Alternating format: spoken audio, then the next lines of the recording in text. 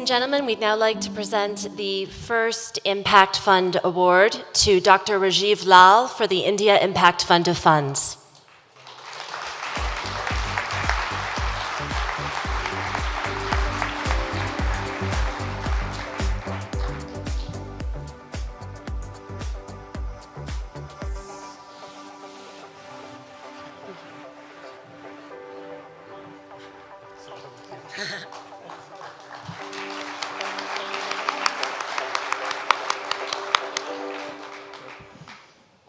Ronnie, thank you very much for this. I just wanted to say that this is just to mark the launch. I expect that we will really reap the rewards when we deliver on the fund. So this is the start of the journey. But the expectation is that we will raise $1 billion to do two things in terms of enhancing the agenda for impact in India. The first is to help build and deepen the financial infrastructure for impact investing. So a big gap in India is debt financing for social entrepreneurship. Interestingly enough, we have quite a lot of equity. So the fund will invest in specialized financial services companies that provide debt to social entrepreneurs.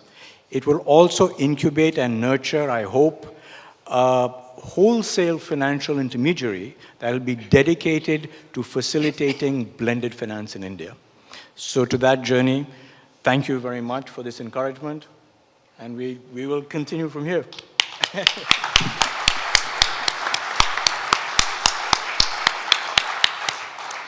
Next, we would like to honor Dr. Armel Karboul for the Education Outcomes Fund for Africa and the Middle East.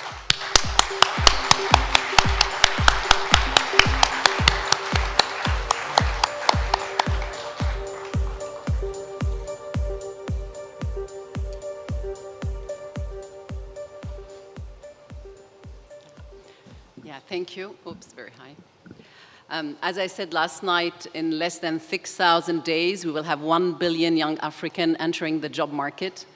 And if nothing changes, this will be the least educated cohort wandering cities looking for jobs, which could mean insecurity, instability, and mass migration. We won't let it happen.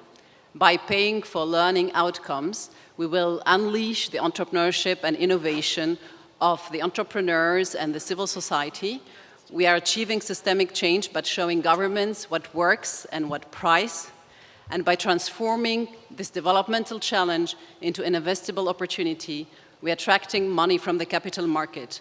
So these 1 billion young people will be the innovators, the leaders, and the activists of the 21st century. Thank you.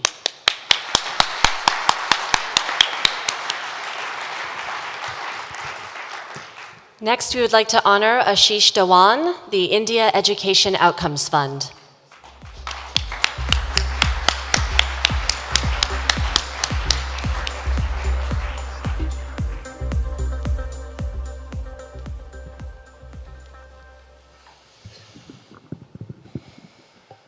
India has the largest school education system in the world. There are 260 million children between 1st and 12th grade. But when India took the PISA test in 2009, not every country took the test, but we came second last in the world, just ahead of Kyrgyzstan. This was a wake-up call, but the bad news is that over the last decade, despite all the efforts, despite the fact that the Indian government spends $75 billion a year on education, learning levels have flatlined. There has been no improvement. But there is a ray of hope. We have a set of service providers in India, entrepreneurs, who are showing impact at small scale.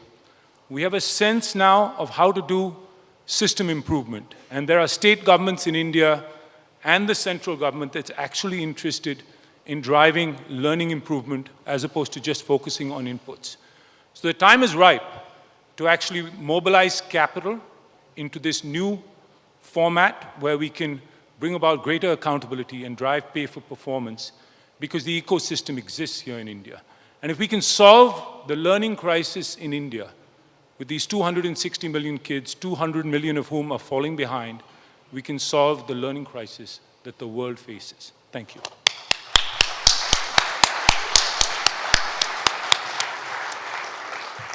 And last but not least, we'd like to honor Alejandro Proix from the Latin America Impact Fund of Funds.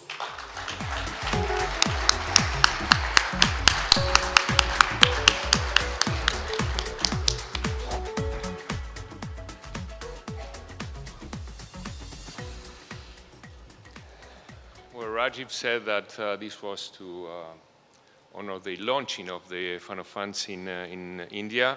This, for Latin America, is the pre-launch.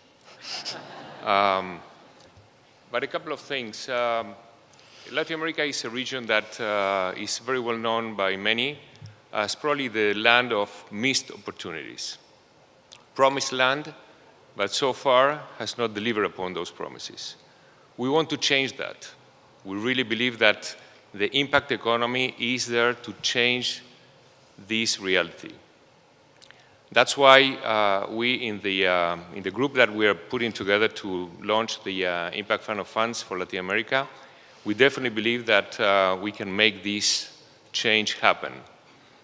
And yeah, some people tell us that this is very tough. But you know what's tough? Is the way that millions of people live, like my friend Coco, a waste recycler, who learned to read at the age of 42 and now is signing agreements with companies like Coca-Cola or Pepsi to take the recycling material that they produce. And he says, and this is very important, that he's not recycling waste, but he's recycling lives. So on behalf of Coco, thank you very much, Ronnie, for this.